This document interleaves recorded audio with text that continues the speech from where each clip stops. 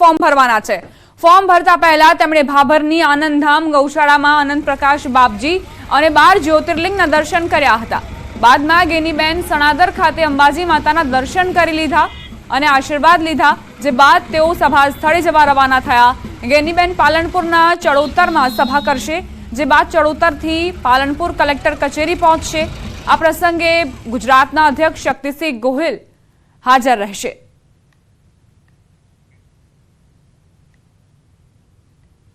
ગેનીબેન ઠાકોર પોતાનું ઉમેદવારી પત્ર ભરવા માટે અહીંથી નીકળ્યા છે। આપ દ્રશ્યોમાં જોઈ શકો છો કે ગેનીબેન ઠાકોર જે છે અત્યારે ટ્રેક્ટરમાં બેઠા છે અને ટ્રેક્ટરમાં બેસીને ઉમેદવારી પત્ર ભરવા માટે અત્યારે જઈ રહ્યા છે। પહેલા ગેનીબેન ઠાકોર સભામાં પહોંચશે અને તે બાદ ગેનીબેન ઠાકોર છે જે પોતાનું ઉમેદવારી પત્ર ભરવાના છે। આપ દ્રશ્યોમાં જોઈ શકો છો કે ગેનીબેન ઠાકોરની સાથે મોટી સંખ્યામાં મહિલાઓ જે છે અત્યારે મોટી સંખ્યામાં મહિલાઓ જોવા મળી રહી છે। આપ દ્રશ્યોમાં જોઈ શકો છો કે મોટી સંખ્યામાં મહિલાઓ પણ ગેનીબેનની સાથે જ ફોર્મ ભરવા માટે અત્યારે નીકળ્યા છે અને ગેનીબેન ઠાકોર અત્યારે ટ્રેક્ટર ઉપર જોવા મળી રહ્યા છે। જ્યારે ગેનીબેન ઠાકોર વાવ વિધાનસભામાં પણ ટ્રેક્ટર ઉપર બેસીને જ ફોર્મ ભરવા માટે નીકળ્યા હતા અને અત્યારે ગેનીબેન જે છે તે ટ્રેક્ટર ઉપર બેસીને પોતાનું ઉમેદવારી પત્ર ભરવા માટે નીકળ્યા છે। કિશોર દુવર, ન્યૂઝ 18 ગુજરાતી, બનાસકાંઠા। તો ગેનીબેન ઠાકોર આજે ફોર્મ ભરવાના છે અને તે પહેલા તેઓ નીકળ્યા છે ચરોતર જવા માટે અને ત્યાંથી સભા પણ સંબોધશે, રેલી પણ યોજવાના છે અને આજ સીધા દ્રશ્યો ત્યાંથી આવી રહ્યા છે, જ્યાં મોટા પ્રમાણમાં કાર્યકર્તાઓની હાજરીમાં તેઓ રવાના થયા। સંવાદદાતા પ્રણવ જોડાઈ ગયા છે લાઈવ, તેમની પાસેથી વધુ જાણકારી લઈએ। પ્રણવ, ગેનીબેન ઠાકોર આજે ઉમેદવારી નોંધાવવાના છે, શું જાણકારી?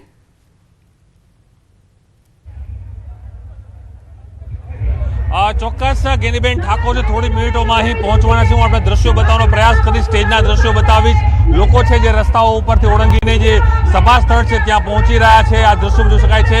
અને ગેનીબેન છે તે પોતાના સમર્થકો સાથે કે ઉમટી પડ્યા છે અને આપ જોઈ શકો છો કે મંચ તૈયાર થઈ ગયો છે। જન આશીર્વાદ સભા છે તે નામ આપવામાં આવ્યું છે અને સાથે જ બનાસની બેન ગેનીબેન ઠાકોરના નારા સાથે આખું મંચ છે તૈયાર કરવામાં આવ્યું છે। પ્રદેશના પ્રમુખ શક્તિસિંહ ગોહિલ હોય કે બીજા અન્ય જે કોંગ્રેસના વરિષ્ઠ નેતાઓ છે, ધારાસભ્યો છે, એ તમામ લોકો ઉપસ્થિત છે, તમામ લોકો છે એ દ્રશ્યોમાં જોવા મળી રહ્યા છે અને કઈ રીતે માહોલ છે તે જોવા મળી રહ્યો છે। અને જોઈ શકાય છે કે શક્તિસિંહ ગોહિલ હોય કે પૂર્વ જે ધારાસભ્યો છે એ તમામ લોકો છે આ એક મંચ ઉપર અહીં ઉપસ્થિત થઈ ગયા છે અને થોડી જ વારની અંદર ગેનીબેન ઠાકોર છે અહીં ઉપસ્થિત થશે અને નામાંકન કરવા માટે તેઓ જંગી સ્વરૂપ રેલી સ્વરૂપે અહીં તેઓ જવાના છે। દ્રશ્યોમાં જોઈ શકાય છે કે કઈ રીતે લોકો છે આવી ગયા છે અને સાથે થોડી મિનિટોની અંદર આ જનસભા છે જે જન આશીર્વાદ સભા નામ આપવામાં આવ્યું છે તેની શરૂઆત થઈ જશે। એની પહેલા આજ દ્રશ્યો છે કે લોકો છે હજુ પણ જે રસ્તાઓ ઉપરથી આવી રહ્યા છે અને ગેનીબેન થોડી મિનિટોમાં અહીં પહોંચવાના છે, એ દ્રશ્યો જે જોવા મળવાના છે। ચોક્કસ એ માની શકાય કે જે રીતે કાટેકી ટક્કર છે એ બનાસકાંઠા વિસ્તારમાં જોવા મળી રહી છે, કારણ કે એક તરફ કોંગ્રેસ પાર્ટીએ ગેનીબેનને ઉતારે છે, બીજી તરફ ભારતીય પાર્ટી તરફથી ડોક્ટર રેખા ચૌધરીને ઉતારે છે। એટલે માની શકાય કે એક તરફ દીકરી અથવા બેન એમાંથી કોની પસંદગી કરવી તેને લઈને જ આ મોટો જંગ છે આ બનાસકાંઠા વિસ્તારમાં હાલ અહીં જોવા મળી રહ્યો છે। પરંતુ ચોક્કસ જે ફોર્મ છે, નામાંકન છે, ગેનીબેન ઠાકોર થોડી મિનિટો બાદ અહીં પછી પહેલા જનસભા સંબોધન કર્યા બાદ તેઓ અહીં પોતાનું જે નામાંકન કરવા માટે ઓફિસે તેઓ જશે। જી પ્રણવ, જ્યારે ગેનીબેન ઠાકોર નામાંકન કરવા માટે પહોંચશે તે દરમિયાન કયા કયા નેતાઓની હાજરી જોવા મળશે? અત્યારે તો મંચ પર તમામ નેતાઓનો જમાવડો જોવા મળી રહ્યો છે।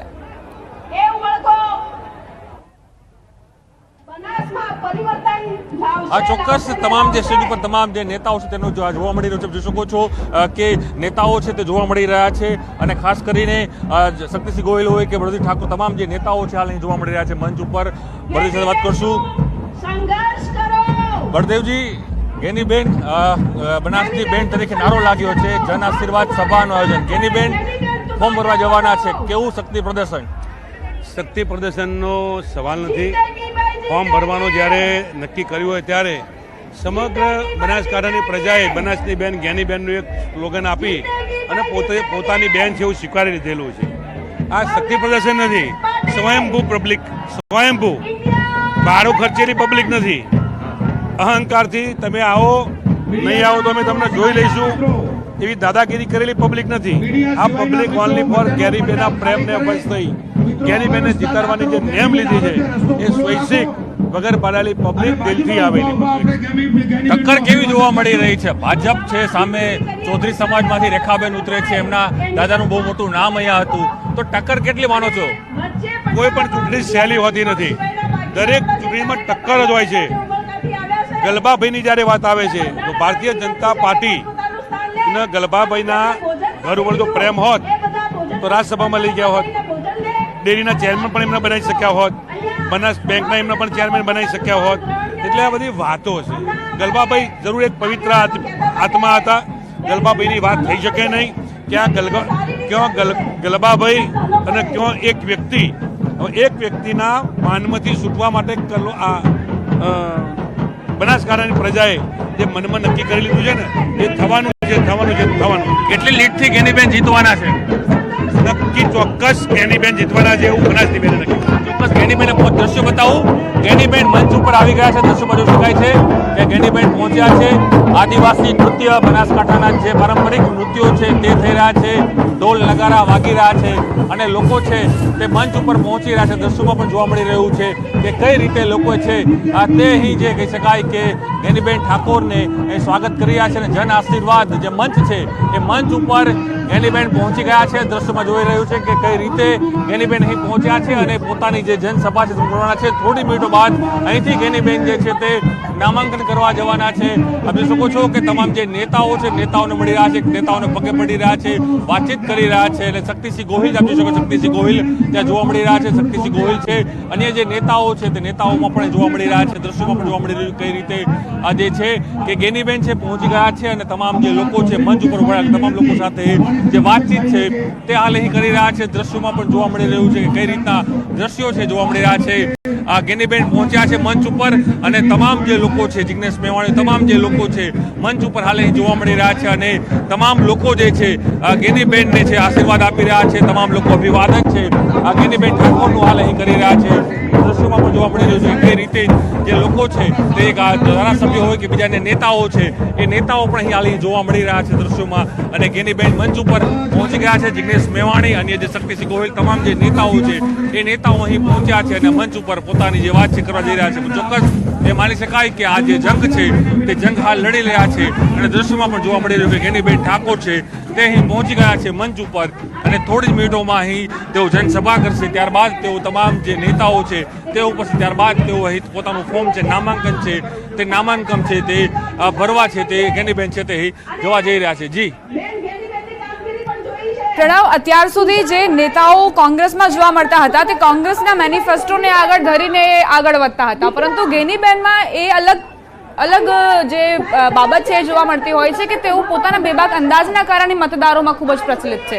વિધાનસભાથી લઈને અને હવે લોકસભા ચૂંટણીના પ્રચારને આપ કઈ રીતે જોઈ રહ્યા છો?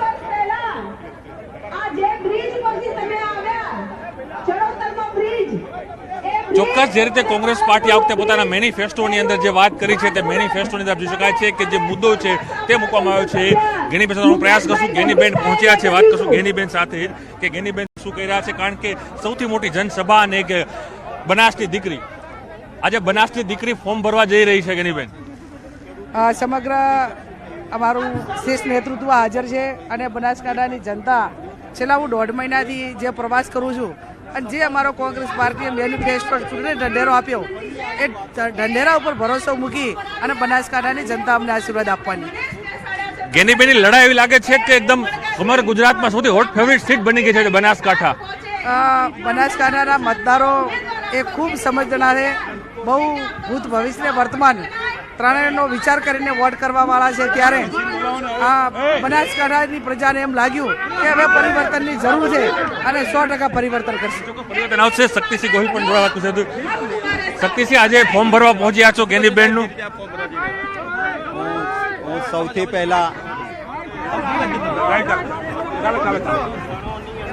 હું સૌથી પહેલા બનાસકાંઠાના મારા વાલા મતદાતાઓનો સૌનો ખૂબ હૃદયપૂર્વક આભાર માનીશ. આપ જુઓ છો એક જંગી જુવાશ, જંગી જુસ્સો લોકોનો છે. ભારતીય જનતા પાર્ટીએ અમારા એકાઉન્ટ સીઝ કર્યા, ગેરકાયદેસર રીતે ખૂબ પરેશાન કરવાનો પ્રયત્ન કર્યો. એના પરિણામ સ્વરૂપ લોકોનો પ્રેમ આપ જુઓ છો કે જે ઉત્સાહ સાથે અમારા ઉમેદવારોને દિલથી લીધા છે એમણે. સામાન્ય રીતે ઉમેદવાર પાસે લોકો પૈસા માંગે કામ કરવાના.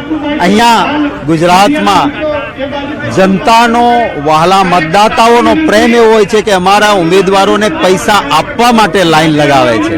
આ જ પ્રેમ છે લોકોનો. અને લોકશાહીમાં કોઈનો અહંકાર નથી ટકતો. લોકો મહાન છે. ભાજપને થોડા વખતથી મતો મળ્યા એટલે એમ માને છે કે લોકો તો અમારા ખિસ્સામાં છે, અને અહંકારથી તમામનું અપમાન કરવું, અહંકારથી બોલવું, એ જે કરી રહ્યા છે એના સામે આ લોકોનો જુવાળ અને